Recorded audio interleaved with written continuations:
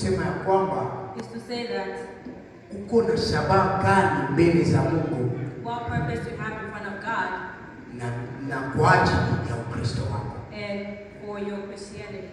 Uko na shabaha gani mbele za Mungu, what purpose do you have in front of God, na uko na shabaha gani kwa ajili ya Ukristo wako. What purpose do you have as a Christian? Bwana Yesu atusaidie sana. Amen. Ili ni swali ambalo tutajiuliza ama utajiuliza, usinipe jibu.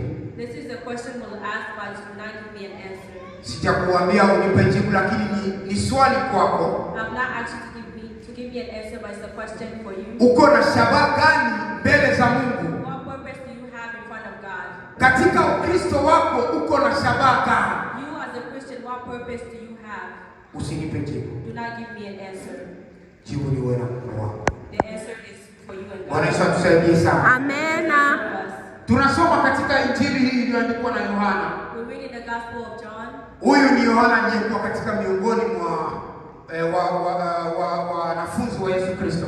This is John, who was a part of the disciples. Huyu sio yule Yohana Mbatizaji, maana wako tofauti kabisa. This is not John the Baptist, because they're two different. Na huyu Yona ni mwandishi ambaye alizaliwa na Zebedayo na mama yake Salome. This is John, who was born with Zebediah. Aliandika vitabu vitano. He wrote 5 books. Aliandika kitabu hiki cha Injili ya Yohana. He wrote the book, the Gospel of John. Akaandika kitabu cha Yohana wa kwanza, wa pili na wa tatu. He also wrote 1 John, 2 John, and 3 Akaja akaandika pia na Ufunuo wa Yohana ambacho ndicho kitabu kinamaliza. He also wrote the book of Revelation. Bwana Yesu atusaidie sana. May Jesus help us. Huyu ndio Yohana tunayemzungumzia mahali This is hapa. the John we're talking about. Sasa maneno ambayo tumesomewa hapa The words that we read here, ni maneno ambayo inasema ya kwamba the words that say that kuna watu walikuwa mahali fulani there were people that were at a certain place.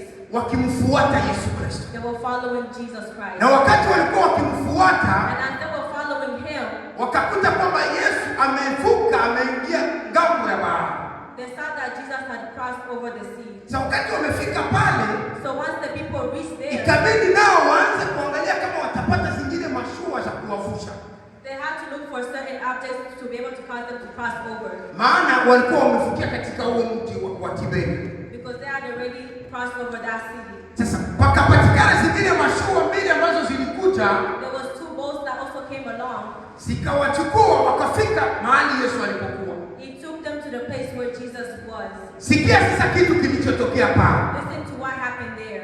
Biblia inashuhudia ikisema ya kwamba The Bible testifies that Yesu Jesus aliona wale